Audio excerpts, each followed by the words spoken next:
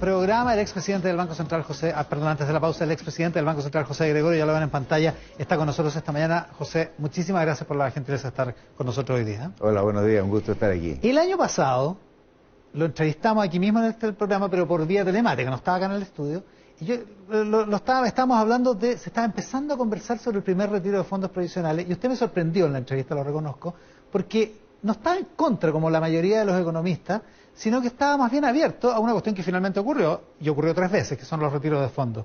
En esta ocasión, ¿qué piensa del cuarto retiro? Mira, lo que nos pasó el año pasado fue que yo empecé a leer, a estudiar lo que pasa en el mundo, y el grueso de los países que tienen en sus sistemas de capitalización individual permiten por razones especiales sacar.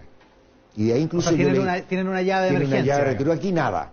Aquí nosotros estábamos en una comisión que llamó el gobierno y yo le dije a gente de gobierno, a economistas, les dije ¿por qué no pensamos que la gente pueda retirar, que después vemos cómo se hace también un sistema en el cual lo importante es que se recupere lo ahorrado para las pensiones, porque esa plata es para las pensiones. Claro.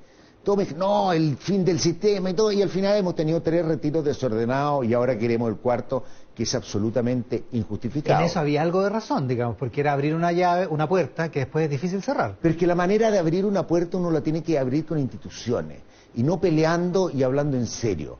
El primer retiro, la manera de muchos de justificar el primer retiro contra el primer retiro es que iba a quedar el caos en el mercado de capitales. Quienes conocemos el mercado de capitales sabíamos que eso no iba a pasar porque tenemos un mercado de capitales que funciona, no pasó nada.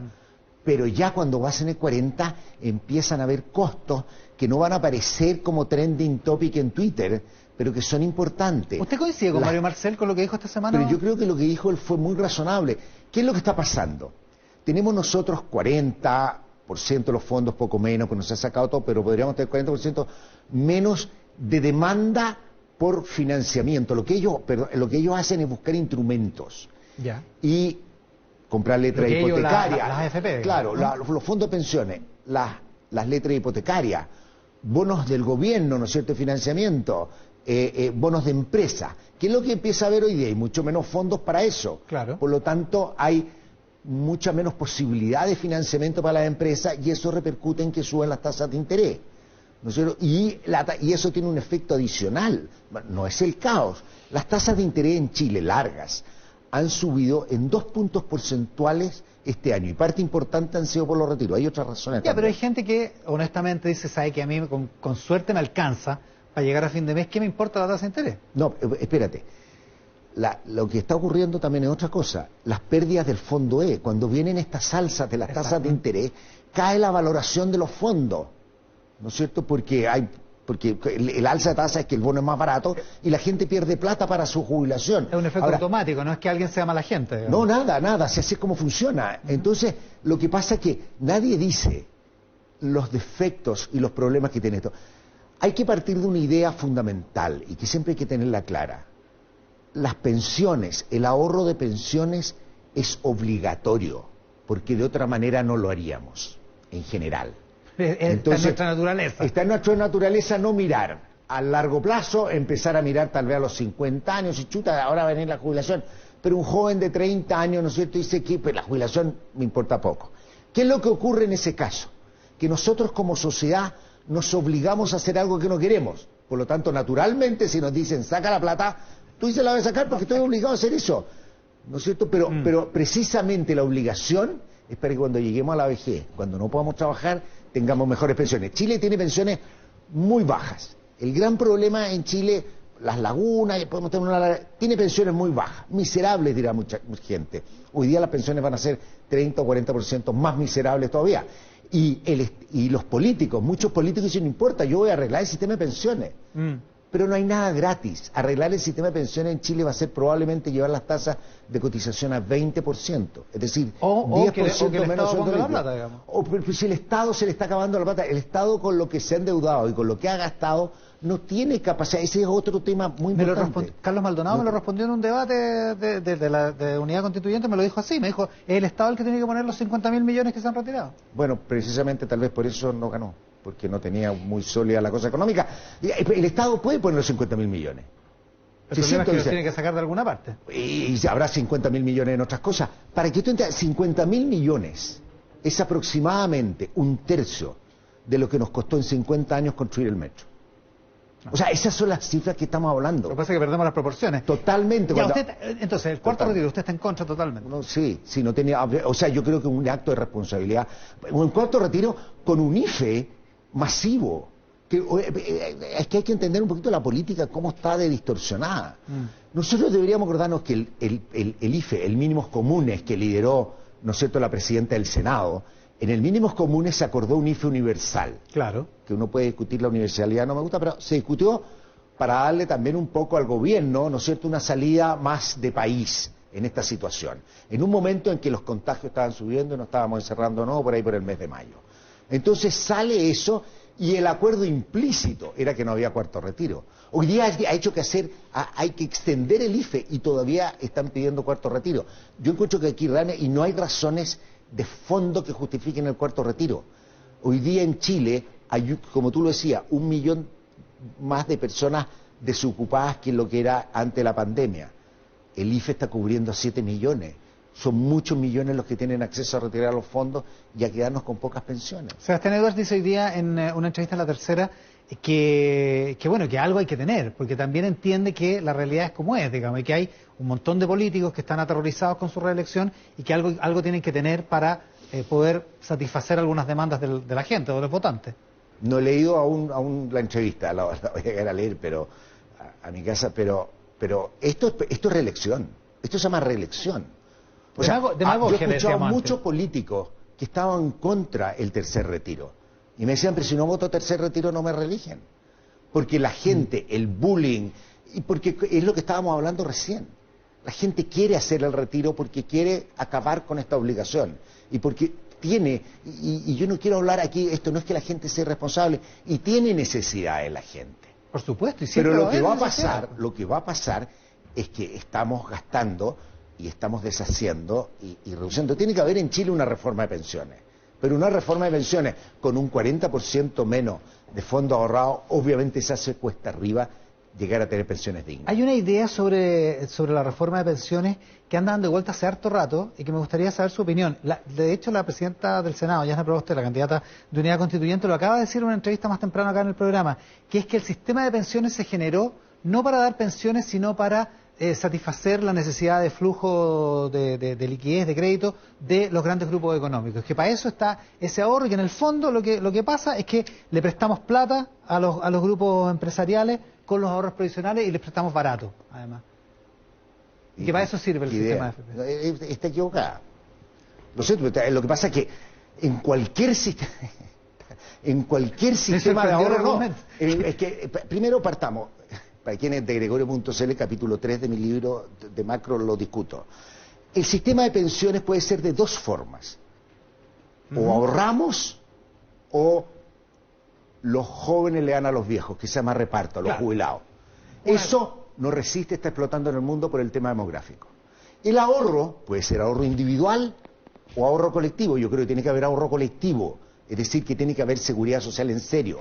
Lo que nosotros teníamos en Chile, antes de la pensión solidaria, pero cuando se funda el sistema, es un sistema en el cual la gente entra en un sistema de ahorro individual obligatorio. No tiene el componente de seguridad social, que es que a quien le va mal, uno lo va a compensar, ¿no es cierto? Y lo que nosotros creamos es un seguro entre todos.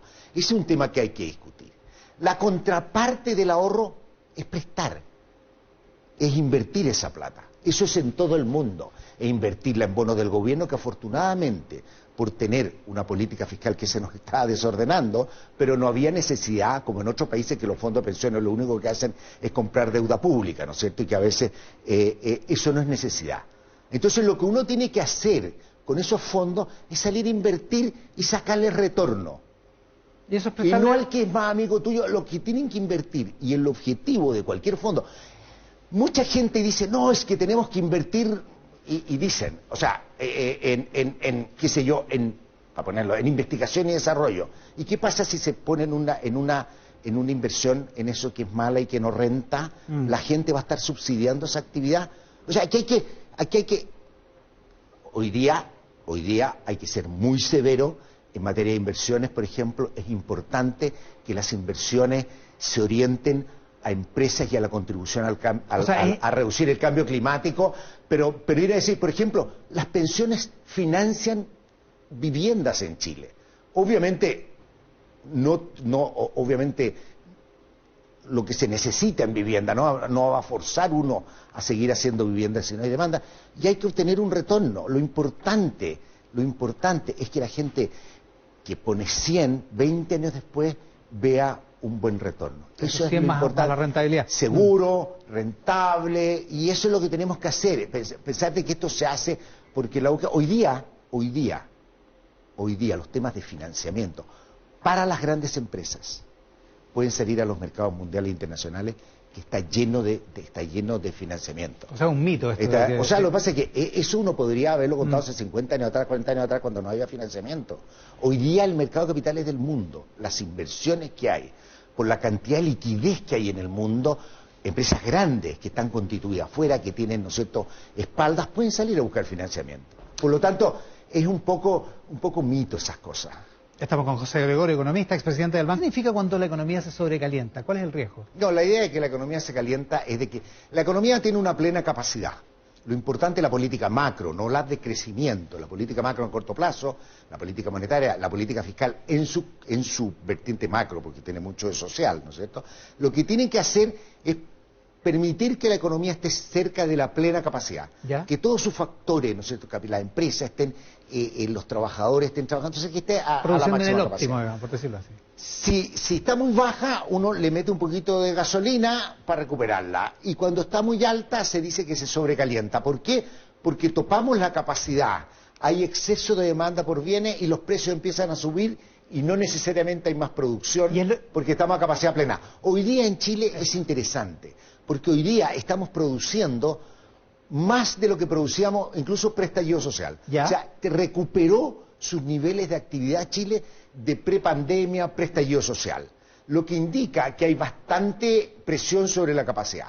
Hay una cosa que falta, pero que no es por escasez de demanda, porque cuando tú dices, cuando hay escasez de demanda hay que ponerle política macro, que es, en Chile todavía hay 1 millón menos de empleos que los que teníamos en la época pre-pandemia. Claro. Ahora, pero eso está muy asociado a la pandemia, a los temores, a los cierres parciales, a los protocolos, ¿no es cierto? Hay muchas cosas que deberíamos hacer. Por lo tanto, a mi juicio, las políticas hoy día deberían enfocarse mucho más que en un IFE universal, deberíamos enfocarnos en un IFE laboral, en que esa gente pueda volver a trabajar, y eso es lo que tenemos que nosotros ayudar. Pero la economía, estando ya cerca de la plena capacidad, si nosotros le agregamos más demanda, como sería el resultado con un cuarto retiro, ¿no es cierto? Con eso lo único que estamos haciendo nosotros es generar que la economía, las presiones inflacionarias se aceleran aún más, y para estabilizar eso hay que quitar impulso a la demanda subiendo las tasas de interés. Ya, y eso complica. Y eso complica, y obviamente complica la recuperación sin que esto vaya a ser. Además, que estos fenómenos que ocurren también son de una vez, y después en un año más, cuando se ha acabado ese ahorro que estábamos gastando, podemos tener un colapso de consumo. Por lo tanto, lo importante que nosotros tenemos que tener es una recuperación sólida, sostenida en el tiempo. Un aterrizaje controlado, por decirlo Entonces, así. eso es muy importante. Y eso es algo que hay que ir evaluando, que obviamente el cuarto retiro le agrega un impulso de demanda desde el punto de vista macro. Claro, porque la gente va a tener plata para comprar. Va a haber mucho más, no lo compran todo, y la gente, hay gente que es súper, o sea, la gente ha sido súper razonable en lo que tienes que hacer. Quienes están endeudados cancelan deuda, quienes les falta algún bien los van a comprar, era lo que estábamos hablando antes. Muchos ahorros. Pero eso le va a hacer un impulso de demanda indeseado a la economía. Esta idea que tiene Mario Marcel de que que lo planteó el otro día en el Congreso, dice, si no se cancela la opción del cuarto retiro, pero con robustez, digamos, decididamente, y queda abierta la opción de que el próximo mes vuelva a armar otro proyecto, el efecto que tiene eso en el mercado es casi como si estuviera abierta la posibilidad del 100% del retiro. Obvio, porque lo que hablamos delante, nosotros los inversionistas, la gente que maneja inversiones. La gente que maneja inversiones va a tener que estar en todo momento evaluando que puede venir el cuarto retiro. Y si viene un cuarto retiro, ¿no es cierto?, las tasas van a subir. ¿Y qué es lo que? Y porque hay una probabilidad. Y puede ser un tema de campaña. Entonces, ¿qué es lo que va a pasar? de que el mercado va a estar reaccionando antes a esa potencial alza de tasa. Como si hubiera ocurrido realmente. O como si puede ocurrir, y eso es lo que empieza a estresar. Cuando uno habla de incertidumbre en los mercados financieros, esto no es un cuco que uno quiere decir. La incertidumbre significa que los mercados financieros y la gente que está haciendo inversiones, para manejar bien inversiones, tiene que evaluar las distintas cosas que van pasando. Y tú quieres reducirle esta incertidumbre de política económica que puede hacer daño. El que no cree eso es el presidente de la Comisión de Constitución de la Cámara, donde se está viendo el cuarto retiro del diputado del Partido Socialista, Marcos Ilavaca, que esta semana, en referencia a lo que dijo Marcel, dijo, aquí varios economistas han pintado que viene el cuco y no ha venido. Y segundo, estos economistas son los que no tienen calle, no están conectados con las necesidades de la gente y son los que nos llevaron al estallido social del 18 de octubre. Me parece una falta de respeto invitar a una persona a hablar a su comisión para después insultarla cuando no tiene argumento de fondo. Primero, yo que te he dicho a ti, no viene el cuco, pero vienen problemas y hay costos. Nadie está diciendo que aquí va a haber un colapso y que vamos a ver nosotros así el fin del mundo. No, van a subir los costos de financiamiento, va a bajar el valor de fondo. Nada dramático, 5%, 10%, pero es suficiente como para decir que es un costo relevante para la economía y para las personas. Entonces a mí me parece que es un comentario que sin ideas descalifica puntos de fondo. Entonces lo mejor que uno puede hacer, ¿no es cierto?, son estas falacias ad hominem, ¿no es cierto?, que insultar a la contraparte. Me alegro de no haber ido. El día anterior a mí me llegó una invitación, me llegó una invitación a esa comisión. Yo rechacé porque normalmente no voy a ir a hablar al Congreso sin preparar algo bien. Entonces a mí me gustaría que me dijeran unos 3, 4 días antes para poder tener el tiempo porque uno tiene obligaciones. Y además porque tenía clase. Y creo que me da mucho más calle y me da mucho más estar con mis estudiantes y conocerlos, ¿no es cierto?, en esta tremenda pandemia, que ir a exponerme a una invitación que después se transforme en un insulto. Me parece que así el país, es difícil que hablemos en un clima de confianza, no importa que sea duro, no importa que uno le diga a otra persona lo que tú estás diciendo no tiene fundamento, es absurdo, da lo mismo si nosotros en el mundo académico estamos acostumbrados, pero ya cuando llegamos al insulto, como que pierde. Por eso hay que recordar a nuestro líder futbolístico que dijo, pero con respeto, lo que le faltó a ese señor. Oiga, ya, pero espérese. Pero él está preocupado de su reelección, él no está preocupado, o sea, él tiene mucha calle, pero necesita mucho voto si tiene que ser reelegido. Y el cuarto retiro y los IFE son muy populares, los costos futuros los va a pagar Chile. Claro, alguien más, digamos. Ahora, no conecta esa idea del diputado Ilavaca con un creciente desprecio respecto de... Mucho. Porque tuvimos culpa. La academia, de los aspectos de la verdad. Como profesión, yo no me siento culpable, yo nunca he andado metiendo cuco, pasé el grueso de mi vida en el Banco Central y creo que en política pública lo hicimos bien, fui ministro, no me siento, introducimos todas las modificaciones al Tribunal de la Competencia, me siento muy orgulloso de lo que he hecho. Pero efectivamente yo creo que hay una sensación, y muy justa, y tal vez... En mi calidad como profesores, que me duele un poco de esta cosa que yo llamo el tecnócrata ignorante que dice cosas como para asustar o como para dar superioridad sin ser capaz de explicar. Yo creo que esa es la demanda que tenemos hoy día los técnicos, los académicos, es de explicar y de convencer, porque los conocimientos que uno no los puede explicar y uno dice, no, esto no es mecánica cuántica, esto es la vida de las personas. Uno tiene que ser capaz de explicarle lo que pasa con las pensiones en distintas situaciones, ¿no es cierto? No, lo que pasa con la pega la no es andar fiscal. asustando a la gente. Pero entonces lo que pasaba antes era mucho, no, esto no se puede hacer porque es el colapso. No es así. Lo que nos pasó con la discusión que tuvimos hace un año sobre tener un sistema de pensiones que permita que haya retiro. Retiros, por ejemplo, para que muchos jóvenes puedan ayudar a la compra, donde tienen su mayor ahorro de su primera vivienda. O sea, esas son las cosas que tenemos que discutir. Que antes ¿Ese tipo de cosas que están en riesgo? Yo creo que lo que ocurre es que suben las tasas de los créditos hipotecarios. No, pero de todas maneras ya están subiendo las tasas de los créditos hipotecarios. A la gente le va a costar mucho más caro comprar una casa hoy día. ¿No es cierto? ¿Por qué? Porque hay mucho menos demanda por letra hipotecaria, porque hay que salir a liquidarlas. ¿No es para cierto? Financiar para los poder retiros. Financiar. Entonces eso es lo que hay que tener. Y así funciona. Y Chile, no he revisado los números. Rodrigo Valdés escribió una columna hace unas 2 o 3 semanas en Mercurio donde compara crédito hipotecario. El costo de un crédito hipotecario en Chile comparado con cualquier país de América Latina. Hasta hace 2 meses es impresionante. era baratísimo. Es impresionantemente, y comparado. sigue siendo, pero ¿cuáles son los riesgos que vamos a hacer como otros países en materia de precio de vivienda, de acceso? Y cuando veamos nosotros la presión y todo, entonces el Estado responde. Y el Estado no tiene capacidad infinita. ¿Le ve buena perspectiva a la economía, tomando en consideración toda esta trifulca y todo este enredo conceptual y todas las políticas que se están llevando adelante en el Congreso? ¿Le ve buena perspectiva? ¿Igual? Yo estoy preocupado. O sea, yo creo primero, yo trato de ser optimista con el país. Yo creo que vamos a tener problemas, vamos a tener que ceder y en acuerdo, ¿no es cierto? Pero esta es una economía que por más que lo discutan, ¿no es cierto?, una economía que su crecimiento viene flojo desde 2015 hasta el 2015, la economía chilena, un dato. Chile, corregido nuevamente, 24% del PIB per cápita el año 90 de Estados Unidos, cuando uno lo corrige, porque es bastante menos por paridad de poder de compra. 24%, el año 90. La misma cifra del año 80, entre el 80 y el 90 no hubo cambio. El año 2015 era 42. Esos no fueron años perdidos. Nuestro país se quedó atrasado. Nos quedamos atrasados en el CAE que lo vienen a arreglar cuando es tarde. Nos quedamos atrasados y todavía seguimos atrasados, y eso se lo digo yo a todos los candidatos. Seguimos atrasados, aunque todos estamos hablando de la gratuidad y nadie habla de las universidades de pésima calidad que no le están entregando un buen servicio a nuestros jóvenes para que se eduquen. Nosotros tenemos que pensar en eso, ¿no es cierto? Y sacarnos un poquito, claro, esta máscara conservadora, media tecnócrata que puede aparecer, pero esto no es regalar ni que las soluciones son triviales. Hay que trabajar mucho, hay que ser muy serio para hacer tu país mejor. José Gregorio, muchísimas gracias por la gentileza de estar hoy día con nosotros. Mucho gusto haber estado contigo, Iván. A la pausa.